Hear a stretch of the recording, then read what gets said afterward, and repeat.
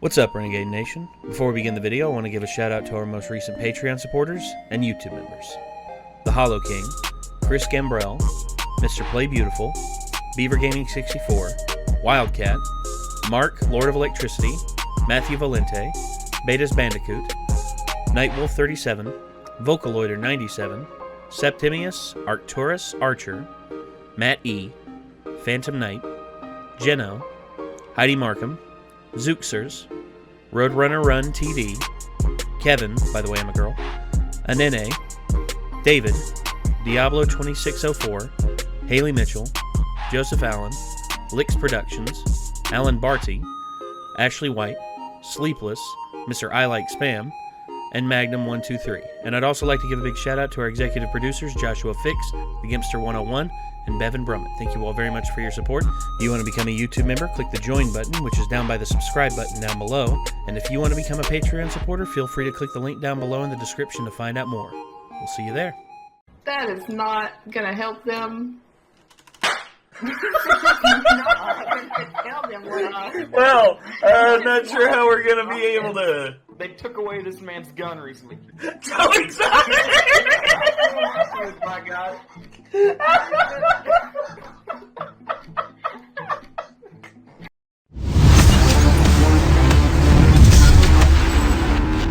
Dad, what time is it?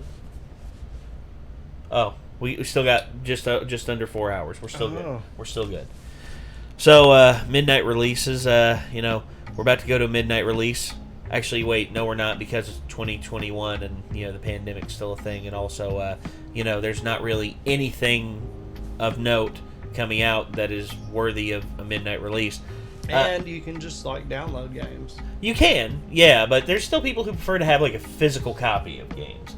Me, I do to a certain degree, but at the same time, if it's, an indie game that I don't really have, that much of a thing with and everything. If it's a PC game, yeah, I am going to download because, hey, Steam, what can I say? But, yeah, overall, though, the, midnight releases are not what they used to be. And the reason for that is, well, multiple things. The digital revolution, physical copies not being as, not as sought after. And then, of course, there's also... Not as many hype games. That's the other thing. The only one I can really think of that has people hyped to a certain degree is Resident Evil 8, which it will be out in, I think, just around 2 months. So, yeah, I know people are excited for that. I'm excited for that. I'm going to buy that. I'm gonna try and play that on my PC and see if I can't stream it.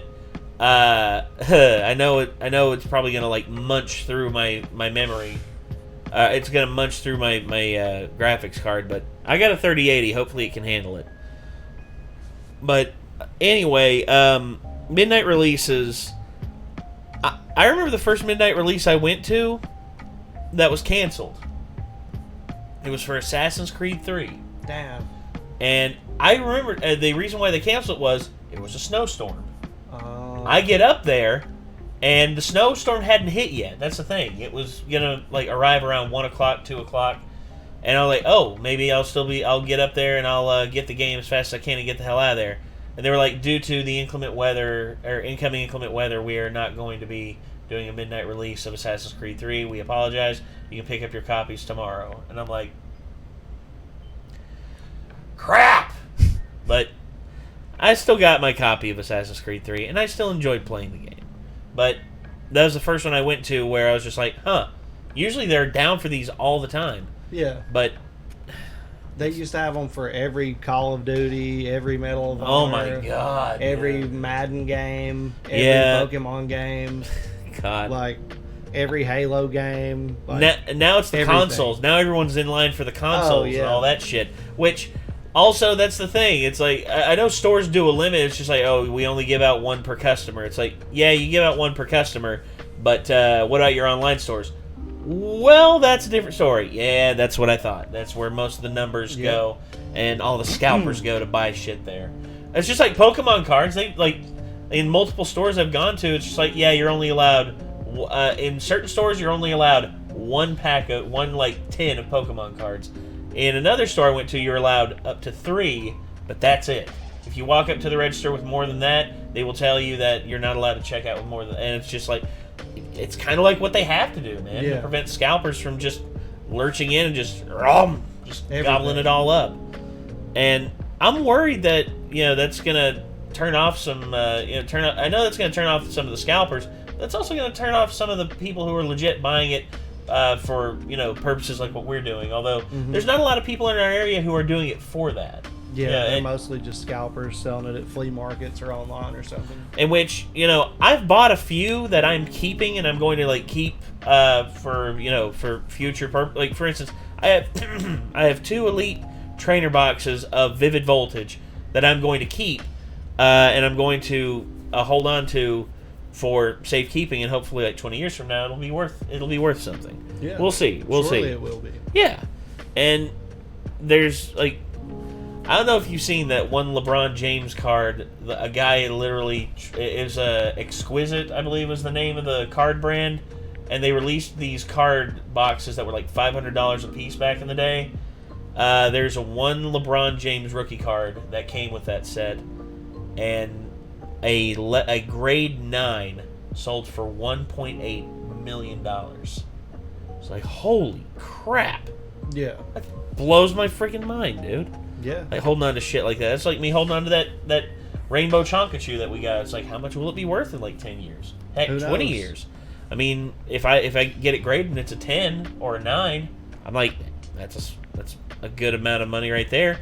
Of course, I get it for the collecting reasons, but if someone does offer me a ridiculous amount of money for it, I'm going to be swayed. Yeah. But it's definitely a thing that goes up and down though.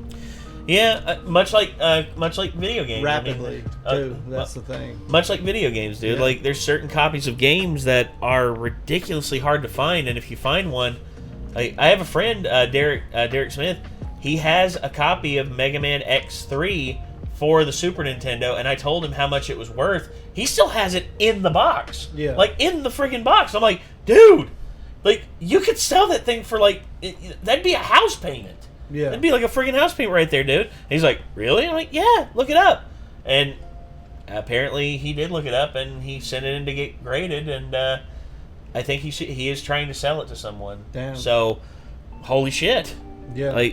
And that's one thing about physical copies of games, that I think that's where the value is going to be for them in the future. Just as collectibles? Sort of, yeah. Whereas, like you talked about, where emulation, for instance, I'm probably going to be getting that Retron 5 next paycheck, and I'm going to be porting all of my games I have there, all the ones that I have just onto that, just go. And that way I'll be able to play them whenever the hell I want, man. Yeah. And they'll be saved onto the SD card, no problems. Right. I mean, to me that's an ideal situation. Yeah. And plus, if I want to, I can still plug them in and play them on the Retron 5. I don't have to wait or anything like that. But if I want to download the ROM to the SD card, I can. It's all about choice. And I know people shit on the Retron 5. It's just oh, but it's not a legit analog console. It's what do you want, guys? I mean, do you want to play the games, or do you want to be an expert elitist who's just I only play with SCART cables and with the right receiver that costs $500. That's the right way to play the game. It's more power to you, man. It's I only play on a Sony Trinitron, gaming monitor from 1991. Jesus. H, I've seen a lot of that. Yeah, and don't get me wrong, if that's what you're into, that's what you're into. But don't shit on other people for their hobbies and what they like to do and how they like to play or their games. lack of care about the exact specifications of all the equipment you need to get your experience. If that is what turns you on, then cool. Yeah. If not, then yeah. Go ahead and take a picture of yourself with all the stuff that you have to, play the games the right way in your mind, and then jerk off to it. I mean, honestly, because that's about the value you're going to get out of it. I'm sorry, but that's the truth. Just don't share that part of it. No. If you want to share your story about how you found the perfect way to play video games online, in your opinion, go ahead. But don't shit on others for what they value and what they like. Anyway, speaking of things I like, Scott the Waz. What? Yeah, let's get to it. This is Midnight Releases by Scott the Waz. Here we go. Hey all, Scott here. I only buy my games from 12:01 a.m. to 11:59 p.m. If there's anything that goes on in those 2 minutes, well, I have no fucking clue what it could be. How do you prove you love video games? Yeah. With a lawn chair and an open schedule. The launch of a hotly anticipated game is a magical thing. There's truly nothing Jumanji, the else like video it. game. Just tapping No. your phone while counting down the days until release, checking out any and all footage in existence, reading all the articles, and then the day before launch. That is what we call the 10th level of hell. Like, just give me the damn game. But nope, instead we have to wait all the way until the clock strikes midnight, and then we can have no sex. The first game I ever got on release day was none other than Super Mario 3D World back in 2013, because I'm like, what, 12? Really? I just never felt the need to buy a game the moment it was available to the masses before that fateful day on November 22nd, and even then, the way I bought the game was through one of the lamest methods possible. Ordering the game online, yeah sure, if you spring for some good quick shipping, you'll get it the day of release, but normally in my experiences, the package gets dropped off at like 4 p.m. That's half the day wasted where I wasn't playing the game. What was I supposed to be doing when the clock struck midnight and the release day came? Of course, now we have the luxury of pre-purchasing digital games. If you want the game the second the release day approaches, you'll probably want to pick the game up digitally because it'll unlock when the game's available.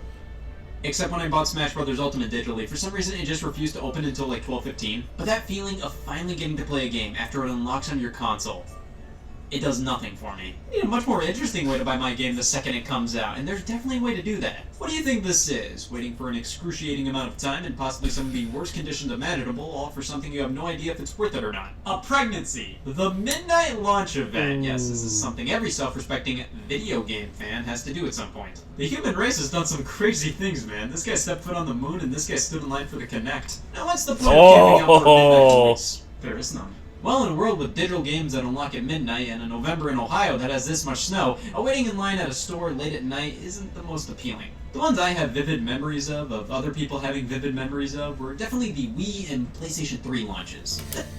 Yeah, I remember the PlayStation 3 launch. I knew a guy who, I probably told this before, he went and he bought 16 PlayStation 3s. I saw them. I was like, bullshit, dude. I called him out. I'm like, dude, there's no fucking way you have 16 fucking PlayStation 3. He's like, how much money you want to lose? And I'm like, fucking $20, dude. He's like, all right, come with me.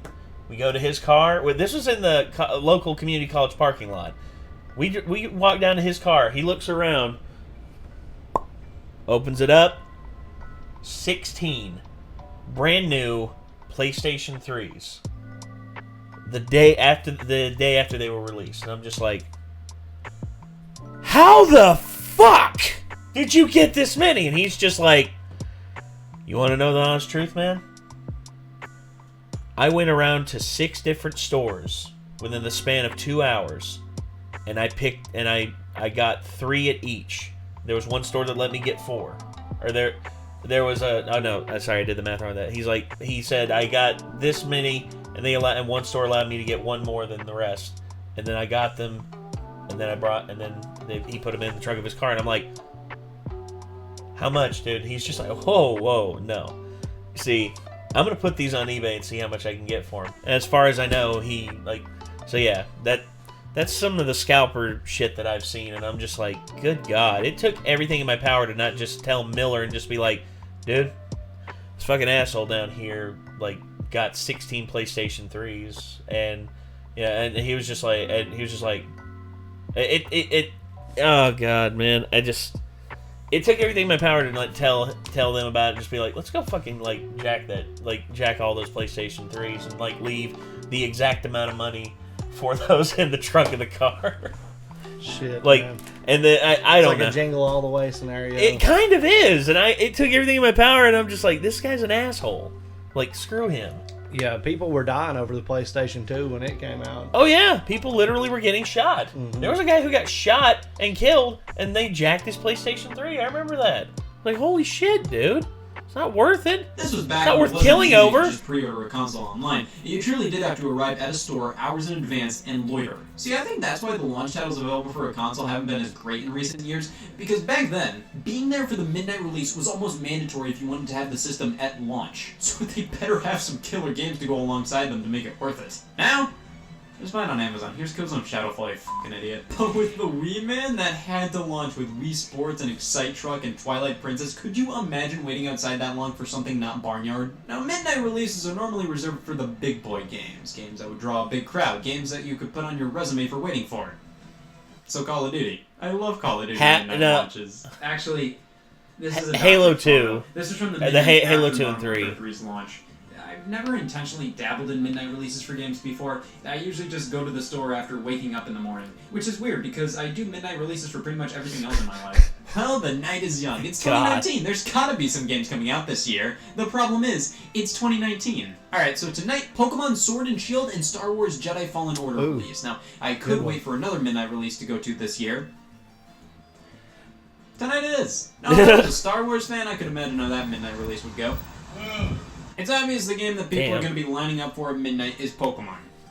Maybe. It's hard to find out which stores are doing midnight releases and which aren't. A lot of them don't make it blatantly obvious they're doing it. GameStop is probably the surest bet for a midnight launch. I mean, it's GameStop. What else are they doing? But apparently some Best Buys are opening up at midnight to sell the game early. That's fucking great. I needed something anyways. Now, these stores are doing midnight releases after closing at 9 p.m. I am sorry, Best Buy and GameStop employees. There is always Walmart, which is generally open 24/7, which means the midnight release there consists of me pretending to try on shoes and then booking it to the game section at midnight.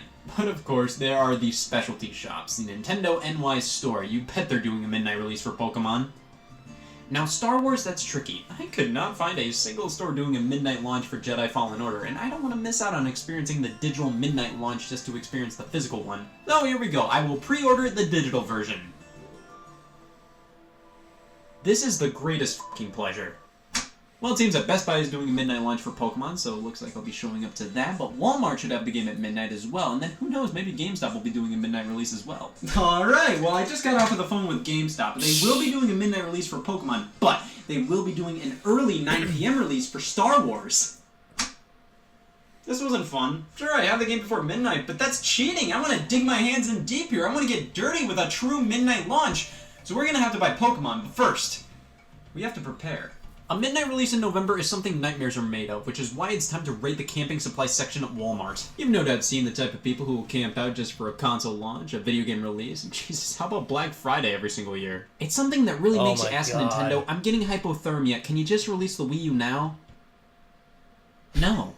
Alright, we got a launch here for eating food rations in, we got a sleeping bag to store food rations in, we have food rations for eating food rations. If I run out of food rations, I have fishing maps just in case, you know?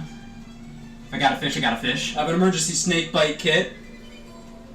It's a Pokemon launch. Water pouch, I am strictly anti-dehydration. Got bug spray. Strictly anti-dehydration. Give him a flash so I can sneak in front of the line without anybody noticing. I was gonna buy snow pants, but I decided to only buy things I would realistically use. Some people camp out for days ahead of time just to be the first in line, and I've always dreamed of being one of those people. What the fuck is this? Well, in that case, I gotta get rolling.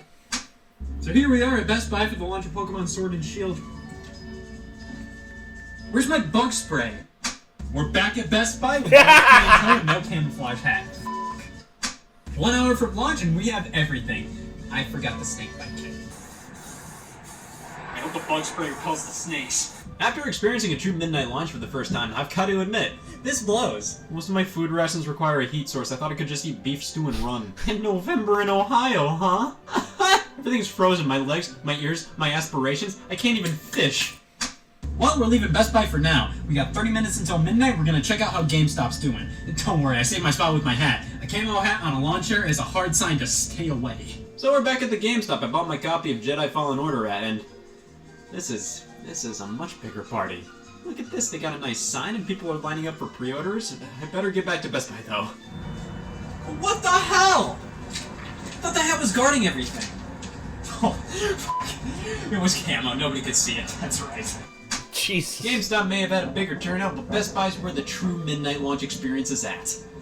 Oh, it's midnight. Yeah, this Best Buy's not doing it, are they?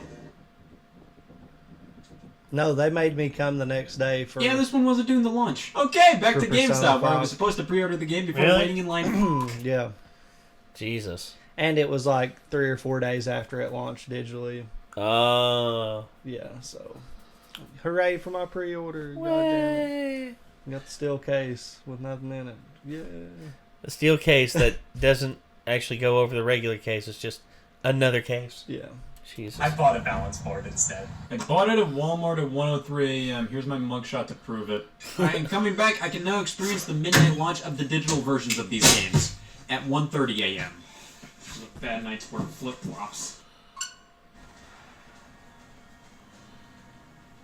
Wait, I don't even like Pokemon. And that's what you call wasting $240 in 4 hours on 2 games I didn't really care about. However, I think I get it now. The midnight launch isn't necessarily about getting the game as quickly as possible.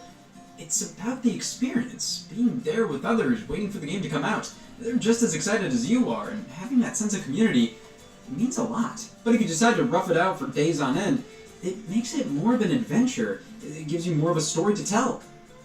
I will never do this ever again, but rushing home to finally pop in the game and play for hours on end until the break of dawn, that's an experience you can't get often, and when it happens, you may be sleep deprived, but it's the memorable kind of sleep deprivation. But easily, my biggest takeaway is, this beef's doing that bad.